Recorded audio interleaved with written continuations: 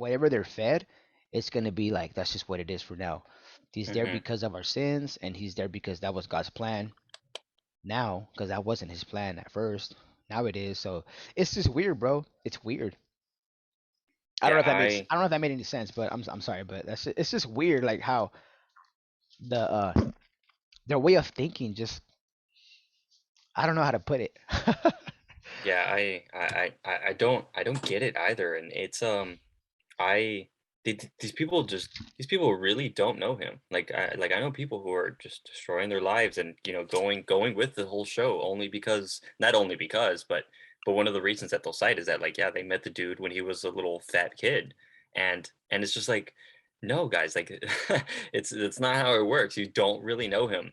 When Bill Cosby got arrested and whatever scandal and allegations there were that there's some people who Bill Cosby's not a pastor, he's not in charge of a church, but there are some people in the public who don't know him who were like devastated, who felt that they're like no, who probably said things and thought things like no, we know him, that dude would never do that.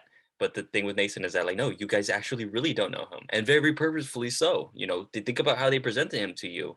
Think about the very few times you ever get to see him. Think about the people that he does get to meet. Someone like Tenorio, and um, he only gets to meet Tenorio because Tenorio has a big platform, and he can give you the okay to infiltrate into Brazil and establish your churches and whatever else.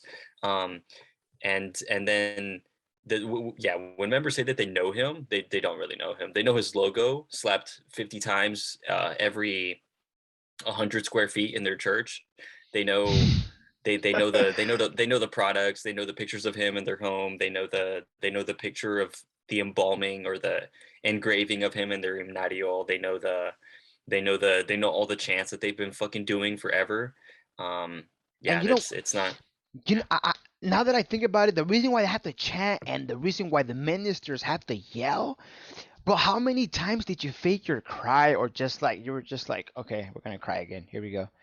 Like Yeah, I know yeah. every member, bro. I don't care who you are. I know every member in that church at least once. I know it's more than once, but at least once Hmm. you were like, "Oh, the apostle!" Everybody cries, and like you don't even feel like crying. I've seen so many people, bro, that would just go, like they would just start like I guess they were crying, but no tears. It was kind of like, dude, it was forced. I remember the Hmm. first time I saw Naason walk 3 feet from me in Guadalajara. I think it was the first year where he was, he was holding down the Santa Cena. Yeah, just he was recently he was on fire, right? He was a new apostle. He walks by, bro, and I was like 2 feet from him, dude. And I saw this side of his face, right? He was walking. I saw this side of his face, and this man had, and I'm not trying to be mean or rude at all, dude. Hmm. My imagination had this like view of him because you know how like people say that when they meet him, he's glowing and like he's just like very shiny or I don't know. I had this like, bro, I'm gonna see this guy up close right now. When he walked Hmm. by, bro, this guy had agony all over his side of the of his face, dude. Right. I'm not being mean. Yeah, yeah. And I saw him and I'm like,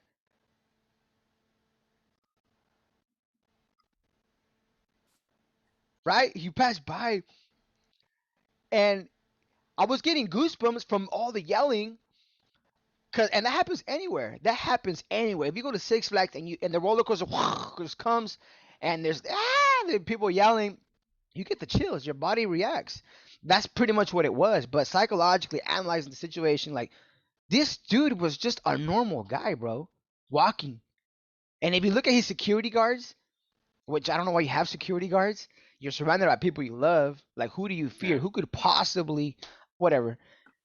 They're there with the. If you go and Google Nason Joaquin and you see the ministers around him, the pastores, there's all he's always surrounded by people. Look at their faces, not Nason's, but the people around him who are guarding him. They have like the most like they have this like annoying face, bro, that they just wish they weren't there. They're just like literally like that. I Yeah, don't they, know. they don't It's know. just it's like But that's the thing though.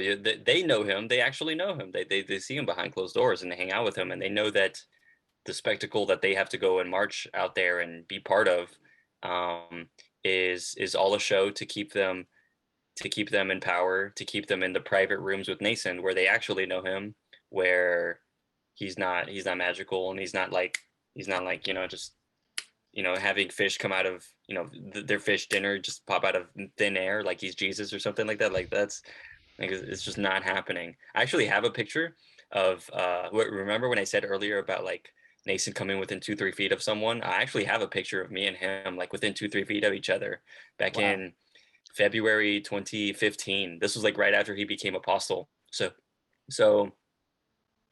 Samuel had been spending a lot of months and maybe several years prior to his death in Houston, because they have a cool, like they have a good just medical infrastructure. And so Samuel was going there and living there and hanging out. And basically, we never saw Samuel, of course, because he's sick and he's busy and whatever else. But yeah, so Samuel spent a lot of time there in Houston in those last months of his. Then Naason comes into play in December. By February 14th, he holds his first Santa Cenas, and he's not present at the Santa Cena with us in Houston. He sends someone to go and represent him, but we still have the wine and the bread. Then a week later, so that was the 14th of February. A week later, on the 25th, no, hold on, 22nd, 21st, I don't know. It was basically the next week, and it was announced there at the Santa Cena. It was that, hey, Naason is coming to Houston specifically, and so for that week we prepared. And one of the things that was done in preparation was that someone like me, a young man, was pulled aside by a particular woman member, and the woman member was in charge of creating some sort of color guard for him to walk past. Some sort of like people in suits. They just wanted people in suits to be lined up against the sidewalk where Naason would walk, so we could go into the church. And what they wanted us to do was to just like salute. And we probably did like a little bit of like walking, marching to look like we had some sort of training or something. But no, what it came down to was that like no, we just have to pick some members to put them into expensive uniforms, a uniform that I had to buy, that everyone had to buy for themselves, that we couldn't buy, that wasn't given to us, and it was several $100s. It was crazy. I'm still pissed about that one transaction. Like that, just this one transaction, like really pisses me off. There's so many other transactions where they took money from me, okay, but there's just this one transaction where I bought this suit, where I bought this like sort of navy blue suit thing, and white pants, and maybe I had to buy a hat. Maybe I had to buy some pins or something. But that's what it was. That's literally what happened. We thought he was going to come into the front. We thought he was going to drive into the driveway and then come out. And so we were standing there very last minute on that Sunday. We have to walk to the other side of the church, and the Houston church is kind of big. And so we actually kind of ran. We like ran. We walked very fast to get to the other side so we could line up on the sidewalk. And then because he was walking there instead of in the front. Um, and yeah, there's a picture of him walking, and like you said, those pastors behind him, and they don't look too happy. They're just kind of there for the show. They're just there to like Yeah. show their faces and back the dude. And then someone like me is just standing there. I have my hand up. He walks past me. I didn't see his acne. He probably did have acne, but I knew he was big. I knew he was a pretty big dude. Um, and and then that was it. Like that was literally it. After that, I stayed outside the church. He never came outside. He never exited there to walk past us again. Um, he stayed inside. There was a whole spectacle. There's confetti and whatever. And then I never see the dude again until the following year for a different reason. And that uniform that I had, like I couldn't return that. Like I purchased it for this one event to look pretty for Naason for 2 seconds as he walked past me and saw me in the corner of his eye.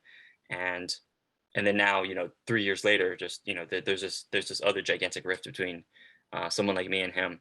I bring that up because again, members don't fucking know him. The members don't know him. The next time that I saw Naason, I probably saw Naason that August in 2015 in Guadalajara when maybe he was walking around. I probably saw him there, Right. but just to be like very technical. But one next time that I do remember for sure seeing him was in November of 2016 in Thanksgiving. That Right. Thanksgiving week, and I think Thanksgiving Day, or at least the day prior, one of those days, like the day prior or the day of Thanksgiving, he spent it there in Houston and in the parking lot of the Houston church, where is they had a festival that they usually do there in Houston. I'm not going to go into detail there, but basically a bunch of members sell food and make food for one another, and then all that money goes back to church. It's just an extraction of free labor, right? But yeah, that day there was a there was some sort of festival, and Naason was there, and he had his own tent there.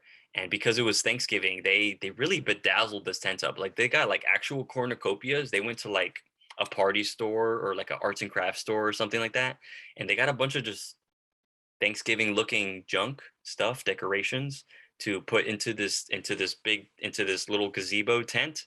And Naason literally had like a throne there, and he probably had a table and he was eating. I don't really remember, but no one else was like people were like surrounding the tent and sort of looking at him and not exactly talking to him or bothering him or something.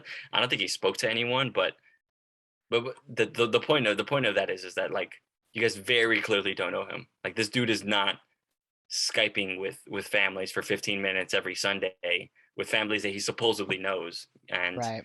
And the church isn't even that big. The church isn't even that big. And this dude really could be spending one whole day out of the week FaceTiming people, calling into churches on a Sunday right when they go to church, or like all that stuff. I don't know. It's just not happening. They don't know this dude. They don't fucking know this dude. But they give into the spectacle. You know, they buy it, and they like